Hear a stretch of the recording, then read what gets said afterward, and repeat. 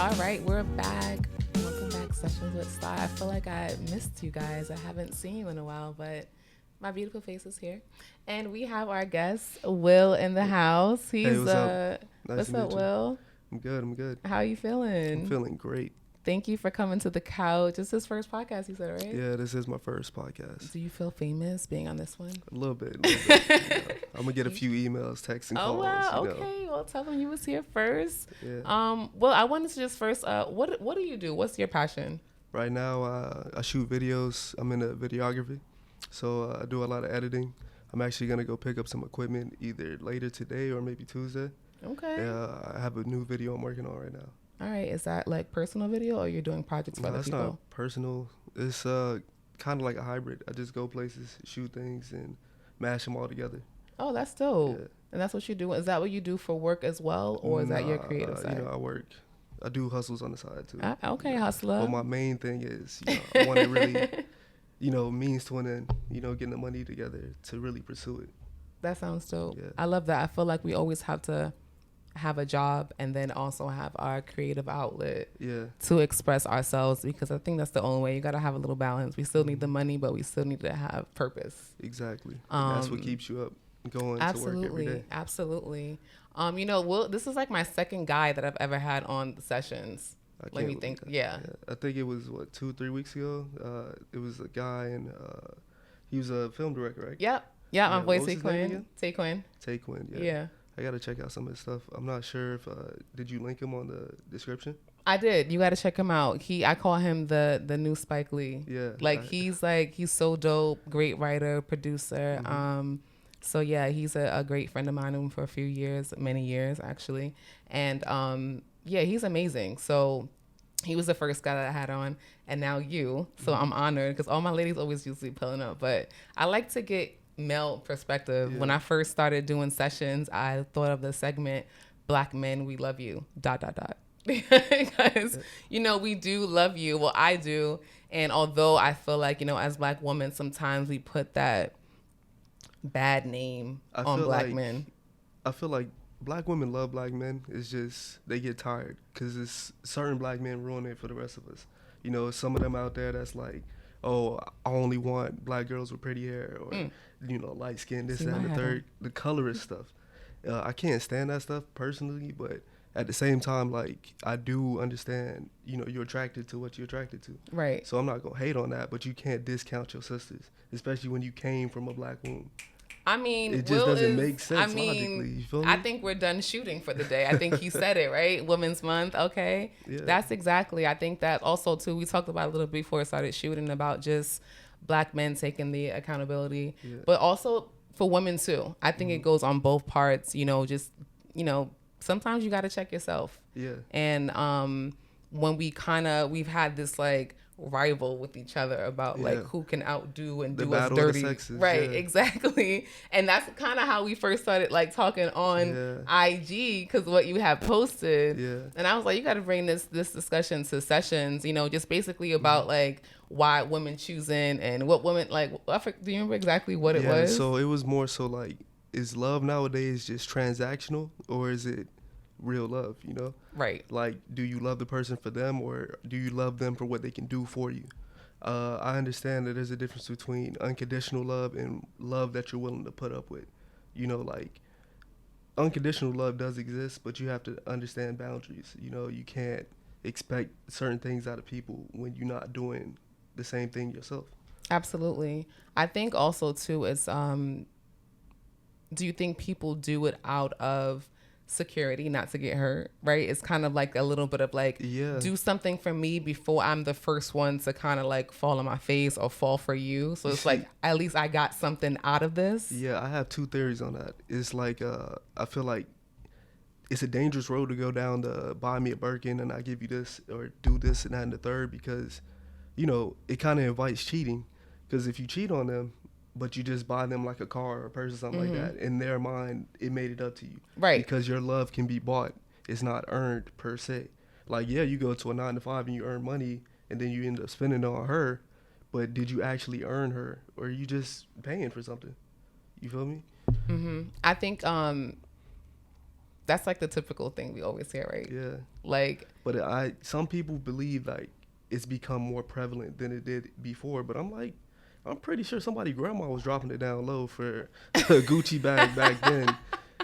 I mean, now. I feel like, you know, it's always, not to say guys shouldn't do that or women shouldn't shower their man with gifts too. Yeah. I think now it's just so much of like, it's so excessive. Well, I feel like if both parties are sharing, then it's okay. But if it's just one guy or one girl, or like it's a requirement, like even to take me out or even to do anything, you gotta have XYZ. I know all my city girls probably looking at me like, Star, what are you talking about? But you know, I agree with that too. I mean, people do want nice things, and that's fine. But you know, when you set yourself up in situations like that, all you're gonna get is just bad shit to come after that, because it's like, once you're like, oh, just to get me any X, Y, and Z, it's like, okay, now he done did all this other stuff to you, and what, you're just like ignoring, because you fly this, right now on IG. He just flew you out, whatever the case may be. The pain go away, I guess. But I mean, to me, honestly, I don't understand where that really comes from, because like at the end of the day, you have to spend time with that person, and I mean, I feel like that comes from now, because like people don't actually. That goes to what you said. Do people want real love, or they just want some fake shit, right? Because things are just temporary. Like, this is cool for the moment. You know what I mean? I don't know if people are naturally really seeking love these days. It's kind of just like, I'm just going to do me and whatever, but I'm still receiving all the other benefits of it. Yeah, I feel like as a species, we tend to see things too one-sided at times. So it's like, oh, I need to focus on myself, this, that, and the third. But sometimes you do need other perspective. You do need another piece to the puzzle to help you like dig in deep and bring out the best side of yourself. When I pursue relationships, it's usually to see if we can do for each other, and not just like we solid on our own, but if we come together, like, are we building something? But that's the thing that you just said. Are you solid on your own? Yeah. And I feel like as an individual, like the reasons why you probably still seeking relationships like that, because honestly, maybe you haven't really done the work on you and what your standards are, making someone work harder for your love to get you, because anyone can buy anyone anything. No. So what I mean, like, you bring out the best in each other. No, I know that, but I'm saying individually. Yeah. Like, you gotta be right up here, mentally ready for all that before you even complete someone. Some people are not even like on that level. Yeah. That's why every time they get together, it's just mayhem. Yeah. You know, because like, it's like, if you're not willing to do the work on yourself to be a better person, not even just for someone else, just for yourself, how are you gonna match someone and be a partner? Yeah, and see, that's the way I see it. That's dating.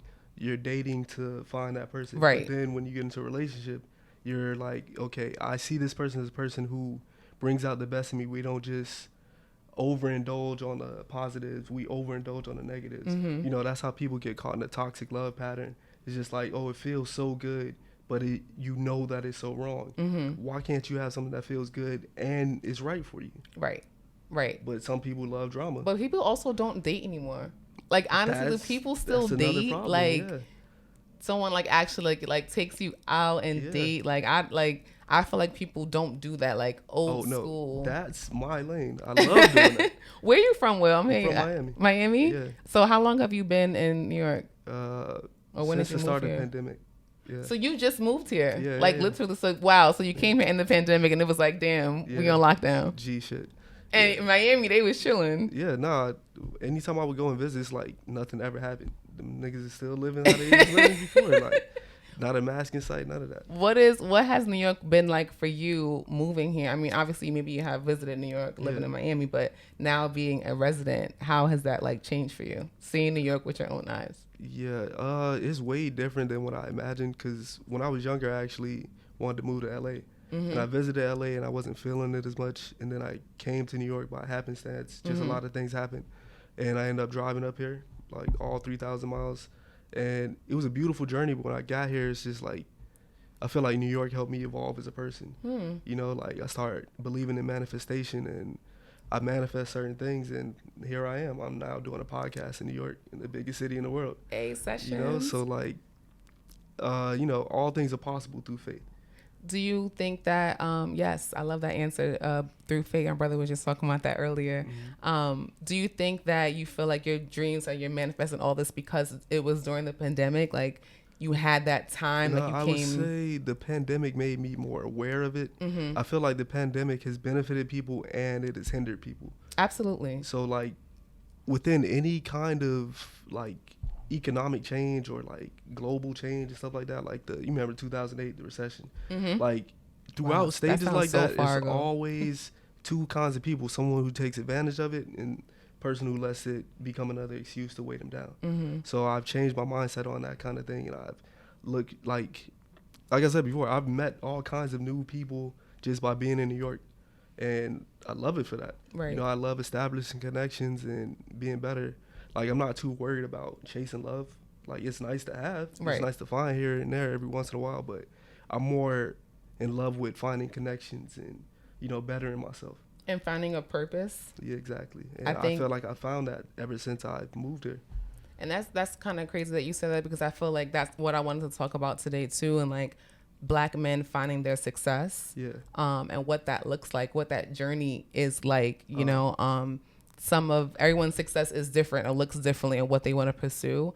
And you talked a little bit about it, but now that you're living in New York, you feel like you have connected and Yeah. manifested this life that you want. What does the road of success look like to you, for the future? Honestly, Or what has it been like? just getting more of my content out, collaborating with more people. You know, I love interacting with black creatives. I mean, it doesn't really matter the race, but I It love feels better. establishing. Yeah, and it does feel better. Like it's more familiarity. And, it's just like it's easier to make that connection. Um, as long as I keep getting my content out, meeting new people, and making hella money, I'm happy. The moolah is Yeah, exactly. always, That's what I'm chasing at really right now. exactly. Do you mind speaking a little bit about your faith when you say that? Like, how do you practice your faith, or what's your thing that you do? Do you raise in the church, or See, like? it's yeah, I was at one point in time for like a good 10 years, but it's kind of tricky because I don't really have a religion. I have Okay. a relationship with God. So I'm what they call an agnostic.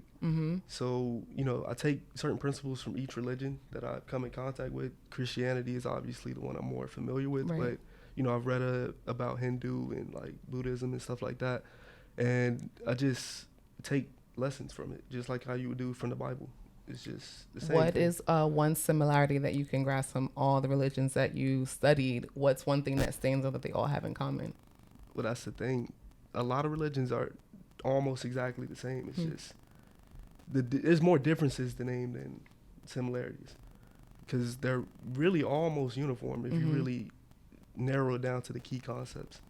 But to me, in my head, the differences is what I use to distinguish the two, them all from each other. But at the end of the day, it's just having a relationship with God, praying every night, talking, manifesting, just putting the energy out in the world, and you'll receive it. Why do you think sometimes, that's beautiful? Thank you for sharing that. And I know that's kind of personal. Yeah. I say personal because, I grew up in the church. I still go to church, and that's a private thing for me. I don't really talk about that so much. So thank you for sharing that. Why do you think sometimes, like in our culture as like black people, a lot of men are not so much practicing religion or even are spiritual? Where do you think that comes from? Now that you have all the answers, but what do you think on that? Because I would say because God he doesn't speak English. You feel me? He doesn't like say it to you plainly, or like it's not like lightning strike hitting a burning bush outside anymore. It's more nuanced than that. So you have to like feel the vibrations throughout the universe and see why it's directing you this way, because it's two ways to think. Why did it happen, and what could it lead to? So, you make the best of each situation. I feel like a lot of men doubt things like that because of things they've seen in their past. Like, if they've been in the hood, they see their homies die and stuff like that, and they're wondering why it had to happen. You feel me? Like, they're not sure what their homie may have did to deserve it, or if he didn't deserve it. It's just God has his reasonings, but he doesn't speak plain English. Right. So you can't. And it also, it's just a zero-sum game, honestly. Like, shit's going to happen. It's nothing you can do. That's why you cherish the moment while you're alive. you cherish your people while you're around them, because you never know when they will be taken from you, and there won't be an explanation why most times. Facts. I mean, that's why. Thank you for sharing that. I always like to say, like, that's just life, right? And life, sometimes you just gotta go through shit. Yeah. You gotta toughen it out, and that brings me to. Did you watch the Kanye doc? Yeah, I feel like I gave Will like a homework lesson before he came here. I was like, watch some of that Kanye doc, because to me it was just I'm great. Already pretty familiar with Kanye himself. This is what Pat said, so I feel like I'm late. But I'm on the last episode. It's only 3. Oh, it's so 3. Far. Okay, so you kind of watched the whole thing. Like 45 minutes left in the last one. Okay, so that's where I'm at right now. But I'm ready to talk about it. That actually brings me back to the conversation we were having earlier. One of his lines that always sticks out in my head is, "Love is cursed by monogamy." What do you think about that? No one's ever asked me questions on the podcast like this. Say it again. I can't prepare homework. I know. I was the teacher. I was actually prepared to ask you some questions. What's going on? It's from Watch the Throne. I'm trying to remember. I think No Church in the Wild. It's like okay, Pat. Okay, he got the leopard print pants on, so he already know. Listen, y'all can't see Pat right now, but he's looking pretty spiffy with his jeans on today. He's looking pretty fly. So the line goes, "Love is cursed by monogamy." That's something that a pastor don't preach. So it's just. Is it really?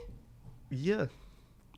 It Really? kind of comes back to if you're a successful man, right, and you have your successful wife, and she wants this, that, and the third, but you slip out because you're on tour or something like that. Let's just put my up and you're on tour. In the shoes of the famous rapper. Not me. I'm not saying you. I'm just saying. So, like, he slip up, do something with a groupie that he's not supposed to, but he buy her Birkin. She has to stay because, I'm loyal. I've been with him for so long, and he's successful. I've been with him for so long, and he's successful, whatnot. So it kind of feels like love is cursed by monogamy. Like, some people do believe in, what's it called? Polyamorous relationships. Yeah. Yeah. I don't think I could do it. I couldn't be like in a harem with a woman with like multiple other dudes. I don't know if I could do that. I don't know if I got the mental fortitude for that. But there are some people that believe in that. So it's just like, there's a theory that love is like water. It's always flowing. There's all kinds of love that you can have for a person. And, love has ebbs and flows. You get frustrated with this person, but at the end of the day, you come back to them because that's your true love or whatever.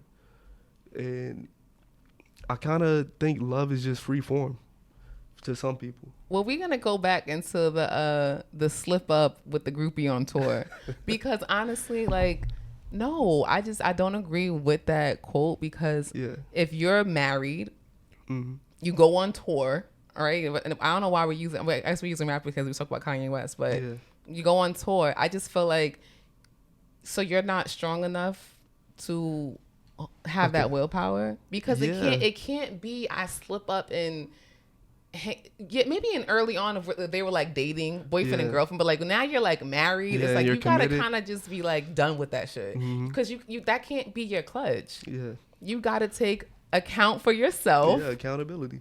Like, come on now. You can't use, I was too drunk. I slept with a groupie. Sorry, babe. Here's a new Lambo. Like, come on. Like, how many times you supposed to be able to kill? People, like, oh my God, I feel like we're talking about Beyonce. And Queen, we are not talking about you, Queen. Wait, hold on. So, what's the line goes? The same way you get them, the same way you lose them. So, True. If you paying for somebody, is it not the same way to keep them just by keeping them happy with That's a good point. Do you think the person will feel more spurned that they aren't getting the same kind of showered, like they aren't getting showered in gifts the way they were early on in the relationship compared to getting cheated on and still getting showered?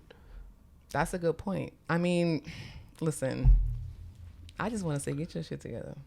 I mean, me personally, if I'm married, that's a different story. That can't be an excuse. No, of course, there's dating. Excuse. You're gonna make mistakes, all that. But like, once you said, I want this person to be my partner, like, what else are you doing right now? Maybe you wasn't ready for all that. And not to say things don't happen because I'm not married. I don't even know the first thing about marriage. Yes, I'm pretty sure things do happen, right? And you probably do slip up and cheat with the girl at the I don't know, whatever, right? Talking about real people now, right? Yeah. Like, things do happen, but I don't know. I always say that when you make mistakes, it's how you come back from them. Yeah, that's what I say, because people will make mistakes. No one's perfect. But speaking of the Kanye dog, when we talk about like black men and their success, like personally for me, I know Pat told me this earlier. You said it, like you've seen a lot of these videos of him, a lot of things that they showed in the documentary. This is my first time seeing all of it, and not that I was like mad. Well, I kind of was like mad at Ye. I guess I was like letting his like personal things and be like, why he doing this? And I was kind of like turned off. But seeing Kanye like start from the beginning, like the hustle in him, right? Like the grind, like him playing, you know, Gold Digger and All Falls Down, and people are not even like bopping their heads. Yeah, and like we hear that. Crazy that he sounds so much different back then than he does now. And it's, you know, after watching all three, I was like, I get it, I get it. Like, you know, it's just, it's so like, it's baffling to me, you know, the support that I feel like he didn't have. Like it really was just him.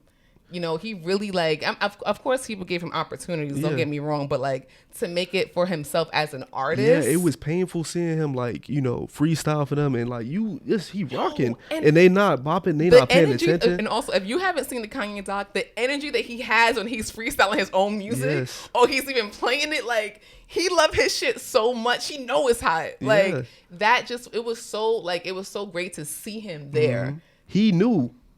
He had the vision, and that's what I come back to. All things are powerful. I mean, all things are possible through faith, because like he's a living testament of that. That's Seriously. What I'm saying. It's like three kinds of people. I mean, three black people that are like the main pioneers in the last 20 years. It'd be LeBron, Kanye, and Jay-Z. Like those three right there. When you look at black excellence in the dictionary, you'll see them. Like it may be two more, it's multiple, of course, you know. Absolutely. But like they're on the Mount Rushmore for at least the last 20 years. So it's just like with Kanye, that's what's so admirable about him. You know, despite all the crazy shenanigans and all the marketing that he does. Right. Because that's what it really boils down to with him. Like some of it's genuine and a lot of it is marketing. And because we don't know him that well, it's hard to tell the difference. Right. But that's one thing I always respected about him is his determinism. And no matter what anybody has to criticize him with, he has an answer eventually. And he just makes awesome music. He manifested so much. I mean, his support system from his mother was just so beautiful. And the person he was when he was around her. She reminds me a lot of my aunt, my aunt Coco. She has a son named Jay. And she embodies that energy. She's very supportive of him. And like she just constantly communicates with him. That's the one thing I really admired about their relationship is how much she would communicate and give him feedback. Always. And you know, even if he cursed her, this, that, and the third, like she didn't take it personally. She let him be her son. She let him be him. That was like, you never saw, even how we were like, oh, Kanye, shut up. He was like talking or whatever. She never said, Kanye, be quiet, or Kanye, you talk too much. You could tell that like he would never disrespect her. Ever. You could tell like love goes a long way. Like even when your child is frustrating you, even when your child asks dumb questions, they just want to learn. Right. You know, sometimes you don't work the 12-hour shift and you tired. But like, you know, your kids love you unconditionally because you raising them. And like they kind of embody the type of energy that you give to them. Right. The energy that you give your child molds them. And like when my cousin, she had a baby a few months ago, and her parents were helping her raise her kid. And one thing she told me is like, even when the baby can't talk, just constantly communicate, because they feel energy even at a small age. Even if they're 2 weeks old, they feel energy, and the baby talks, and she ain't even 1 year old yet. Facts. So it's just like, what do you think about the comment that the mom said when she made about the Giants reference? The giant sees no one. The giant in the mirror sees no one. Do you remember that part? What's that? Kanye West. It's in the documentary. Yeah, Kanye West's mom. Football team? No, she just said the giant in the mirror. Am I saying this right? The giant in the mirror sees no one. Like that's something that she always told him, and he, you know, it just like the way that she just like you said, communicated with him and talked to him. Like even just that quote. You know, I was talking to my brother earlier. I was like, what do you think she meant by that? And he's just like, just being like being humble, right? Staying humble. Like his mom really gave him some jewels. I mean, obviously we don't know Kanye, right? When we think about seeing his life and everything he went through, his mom dying, all these things, it's like he keeping those things. Is he still keeping those like values? Like, what would she say about him now? Like, do you still think that? I feel like he lost it for a minute, and he started looking for it in women, because you know that's a human thing to do. You know, once you lose a loved one or you've been deprived of it, you look for it in other genders or whatever. So I do believe he lost his way for a little bit, but he came back around. I want to say Pablo, like Saint Pablo, that whole tour, that stuff like that, like he started to come back to it in a way. Like when he started making Christian music again, you can tell he started talking to his father a little bit more. I know that was kind of like not that I didn't believe him, because we're just like spectators on the outside, right? We just see the work that he puts out. So when Ye's like, call me God, and call, you know, it kind of get, for me it was getting a little bit too touchy, right? Like what's going on, Ye? Like what's going on right now? That's when it really came into question. Like, is he still okay? Like, what does his mom think now? Like that would. I had that same reasoning and questioning when, because you know, black people, we know from the church, we don't play with Jesus. We don't start saying we God. Like we don't start doing that. So. And then he kind of came back to it, and I feel like he started to find his way again. It's like he was just ego tripping for a little bit. You know, he had to deal with a lot of stuff, and he's finally starting to like cope with it a little bit. At least that's how I see it, just looking at his career overall. But I don't think he ever really lost his faith. He was just doing it to, you know, get more notoriety and get. Do you think he was using it for the right way though? No. Okay, because I was going to say, like, it even worked though out for him. Right, it might have worked out for him, but that right there, like, I'm not going to support that, because I feel like you didn't use it in the right way. And don't get me wrong, that album what they got with the Christian music is fire. Like, it's a great body of work. It's so fire. But when you start doing that, I'm God and stuff, I don't know. Well, that was like 4 years after, because that whole point, that was like 2013, 2014. That was Jesus. Then Saint Pablo, Pablo or whatever, that was 2016. And when he started making the gospel rap album, that was like 2018, 2019 maybe. So it's just like, maybe it was 2020, I can't remember. That was kind of recent, because I feel like that was kind of through like that a little bit pandemic, Donda. A little bit, like, wasn't it? Yeah. Or like the beginning. I feel like it was around that time. I don't know if I'm right, but it was around that kind of time. But either way, I feel like he did come back to it eventually, and I feel like he's back on his path spiritually, because anytime you talk to him now, or anything he drops, really, it has some type of gospel in it. And he still goes to, he still goes to like Sunday service and stuff like that. I hope he is coming back, because I feel like, Well, he did try to make it like a social media TikTok, but it was like Christian based. Was it? Yeah. Listen, I don't know where he went with that, but he did try that. I don't know, but I really hope, because obviously, when we think about Kanye, always think about like his mental health, right? And what we, see on the internet, what he posts, all that stuff. But I really hope that he does get the help that he needs, because I feel like he's just such an importance to the culture. Yeah, I do believe it's kind of naive of us to believe that he's not getting help. I feel like he was on meds before. But he talks about that. As a person who's been on meds, it's like sometimes when you taking them, you realize how they're not helping you, and you can find alternative methods to help you, and therapy and things like that. He has the resources to get therapy. Of course he does. So, of course he does. At the end of the day, like, there's no way you can make $1 billion not being up there. Listen, he's a genius. Yeah, we're definitely gonna. So give it's just him that. Like one thing we don't understand is like a lot of this is marketing. You feel me? So you think it's all a hoax why he's doing these things? It's not all. I would say like it's like 67%. That even makes me even more scared for him, because I don't think that he should be playing with that. I don't want him to use his mental health, like, and our brother talked about this earlier too, like people use mental health now as like a scapegoat, right? I'm going through something, or like whatever. That's what happens when people become aware of things. Don't play like that, because there's people out there really who have mental health issues. Yeah. Like, that's like the thing where I got to get my mental health right, but it's really serious though. So I don't know if he should be playing with that and trying to get like. I know I'm coming off as like a Kanye West apologist, but it's just like, I know you like sticking up for him. Think about it though. If you think about it, like he is bringing awareness to that whole thing. Like people. But is it the right way though? Is he part? I mean, obviously he has to do the, but is he like partnering up with some mental health group and trying? No. Yeah, but it's like he has his moments of weakness. Of course. But that's not his brand to be weak. I just and don't it want would him. feel coming off as, oh, I've given up, I'm too mellow.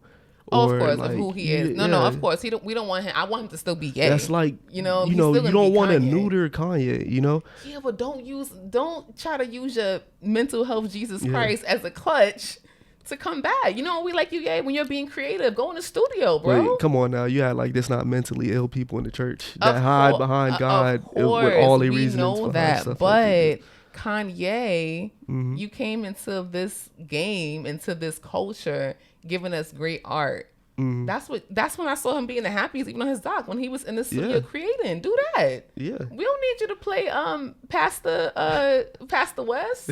We don't need you to do that. Like, you know what I mean? You still be gay. I'm not saying that, but I don't think he should be using that as like a, you know. Well, I mean, the only issue I have, produce good work. The only issue I have with him now is like, I'm starting to feel that way when it comes to the kids thing.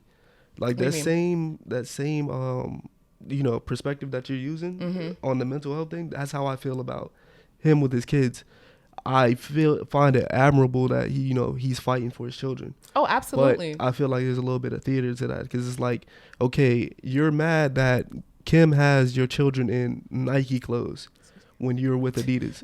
Like, oh, but we know Ye is petty, though. We not finna cry over your kids wearing a $1 billion brand because you own the other $1 billion brand, or you're a part of the other $1 billion brand. But I feel like that's when we have to like separate, because that's what I was getting caught up in, like him doing dumb shit like that. Like, yo, I don't want to see this. Like, but I think, as like also like we're fans, we respect him, right? We're like, oh, like, hey, why are you even like tripping right now, right? But he's still a regular person. What do you think though? Like, when it comes to the whole kid situation, like, should he be allowed to see his kids? Absolutely. I don't think any man, especially black men who want to see their kids, should be stopped from seeing them. Exactly. Period. So, they got to get that together. That's with celebrity or anyone. I don't think any man who was actively seeking to see their children be denied. Now, if we feel like the dad is not safe, if he's not healthy enough to care for the kids, then other things come in about. But if he's, if you just being mad at him or whatever, if you like choosing to be petty too, then that's stupid. He should be able to see his kids. I don't really follow them on any type of thing or any of this, so I hope I don't have that. I don't really. I mean, I follow Kanye on Instagram, but I just see he has an Instagram. I don't even follow your Instagram. Yeah, he uses that shit like Twitter. I thought he just had a Twitter. I just always see him he don't use crazy. Twitter no more, but now he uses Instagram the same way a person on Twitter. Is he going crazy and posting stuff? He posting crazy stuff all the time, like it's almost borderline and on like death threats to Skeet Davidson. So it's just. I mean, I'm not paying it that close attention, but I'm aware of it. Also, well, that's like going back into him doing things. But first of all, that whole family do things for clout and do things for clickbait. So I can't even eat into because he knew what he was getting into. I don't feel bad for any of them. They rich. That's first of all. Let's get it straight. Someone's like, oh, I feel scared for Kim. Listen, I don't feel afraid for any of them. They are rich and wealthy. Okay, that's rich people problems. I don't have it, but if you want to see his kids, let him get there one day though. Oh, definitely manifesting. But I stay out their business because sometimes I feel like celebrities just has this. They will use their own personal, pain and all their shit for clickbait. So it's like, when do you feel bad for them? What's the difference between that and art? Is art not putting your pain on display? It is. It can be. I just feel like it could be healthy. Is that not what rap music is? Is that not what R&B is? But really, your personal life? Come on now. Keisha Cole, whole discography is not her like pain. It is pain. Mary J. Blige. But I guess the audience can choose what pain they want to listen to. Okay, fair enough. And what you want to watch. I might not think this pain is positive pain. I don't want to see it. And I also, I guess we have to go... we don't have to, but the Kim Kardashian thing, like we think about that, that's art. That's what you're getting at. I mean, what do you elaborate? Because you said, when celebrities use their personal, like she's like a perfect example of that. Because I said that family basically they get everything off clip. They'll use their own personal thing You know, I can respect her as a businesswoman, but like as far as that, it's kind of like you warn people and then they get the result that you warned them of, and then they're shocked. It's just like, you knew what you were getting into when you started dating and courting Kim Kardashian. You already knew she had a checkered past, and that's putting it lightly. And you still chose to pursue that. You can say the same thing with Travis. You can say the same thing with Lamar Odom. Anybody who gets involved with the Kardashians, there's always going to be a camera near you. And it's always going to be temptation to do something crazy. Absolutely. Do you think that had to, like, him being married to her? I don't think that helped his mental health. Okay. I feel like when they met, they probably bonded over, like, losing their parents. Because they both lost their... she lost her dad. Right. And he actually, like... made a hologram of her dad for her or something like that. That's kind of creepy to me. Like, my grandma, God rest her soul, my great grandma, she passed away, and somebody showed me a hologram of her like talking to me and interacting with me. I kind of bugged out. A little scared. I would be a little weirded out, but like it's the thought that counts, and I feel like they bonded over losing their parent. But once that bond ran its course, he wanted, like, he did things for her, like for her image, to help elevate her. And she did things for his profile to help elevate him in the eyes of white America. Because Kanye has always been popular, but once he got with her, it kind of microwaved it and blew it up even more. I just always just felt like it wasn't healthy for him. I just don't think, I don't know. But this is out, they're talking about them as like a whole other segment. Yeah. But I do respect Ye, for who he is, what he's done for the culture, and hip hop, and watching his doc really just made me open my eyes a little bit more and kind of like, not kind of like, oh, Kanye, like whatever, because he's annoying, kind of still respect his genius. So yeah, I mean, let me ask you this one last question about that. So let's say you were in a situation like that where your husband or your fiance, he cheated on you, and he tried to get you back, like you really felt bad about it, and he was doing everything in his power, but you were like, you know what, you crossed the line, you can't come back. So in your perspective, do you think it's okay for the man to still keep showing that he wants you, or should he take the sign? Like, when should a man take the signs and when should a man continue? I mean, that's a good question, because I feel like that happens on both parts, when to let it go, right? Yeah. Personally for me, if I feel like I'm done, I would think that it's best for the man to stop. But I also feel like you can't tell somebody exes still hit people up all the time, right? Yeah. And you probably said it's over, right? I think it's really up to the person, like, giving in. Because sometimes you might even, like, respond to a text. You shouldn't have did that, right? You shouldn't have picked up that phone call or whatever. And now you opening the door for more communication. I feel like you need to kind of, like, see, with me, shut it. I found myself on the opposite end of that fence, where it's like, I have no issue breaking up with a girl and going about my life, and then moving on. Like, I'm the type of person I can't cheat. It's just physically not possible for me to do. I'd rather break up and be miserable for like 3 months and then move on than be trying to have my cake and eat it too.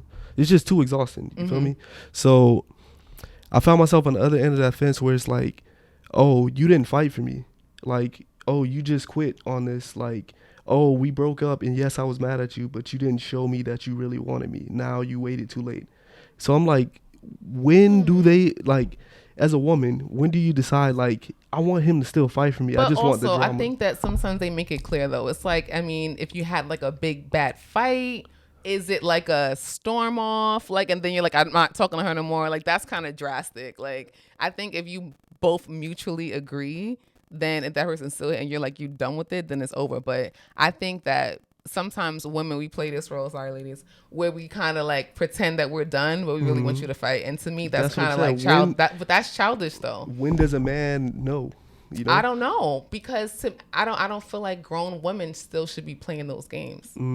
So it's like on both parts. But like, I mean, I do agree. I don't know, because if you really done with someone, you ain't gonna come into him a month later and be like, "Why you ain't fight for me?" But from what I see, is like, no, not a month later. But you know what I mean. Like, I would say, like, what I be seeing is more so like, oh, I blocked him and he didn't email me, or I blocked him, he didn't hit me up on this, and I'm just like, that's toxic though, because you shouldn't be blocking. But and listen, I used to be the queen of block. So I got blocked, right, by this one chick I was really messing with heavy. So then, you know, she blocked me. I'm like, oh dang, it's whatever. I hit her up on something else. She blocked me there. Cool. So then she unblocks me, and I see her like still interacting with my profile. So I'm like, what's going on here? So then I block her. And for some reason, it affected me too. I unblocked her like a month later, and then we started. Guys do be blocking. Yeah, so like we started hitting each other up, and then like it just fell off after that. So I'm like, what was the point of all that? Because she was playing the game. I mean, that's really what that. Sometimes it's a block is serious, but most of the time, like if a chick blocks you or maybe me, sometimes it is a fight that you want them, but also like it could just be I'm done with you though. I'm not gonna unblock. Sometimes the blocking is just too toxic because it's like a play in the game, right? Block you, please steal you. That's like a meme. Like if you block me, he better email me. Like if he block me, he don't call me from a no call ID. He's not the one. It's like, girl, why didn't you just communicate what you wanted? Like, you know what I mean? But that goes with like maturity, growth, and even dealing with a grown man. He might be playing that game too. Just how we used to that, you know? So it's like, sometimes women get caught up in a guy, they think that they be on that toxic shit and they really don't. So when she does the same thing to a different guy, he's like, what the hell? The old toxic guy probably would have still hit you up and found you from something. You know what I'm trying to say? It's right. It very much is. And we're going to leave it at that because Star is trying to keep the peace. But Will, thank you so much for pulling up to sessions. I hope you had a great time. Black men, black success. And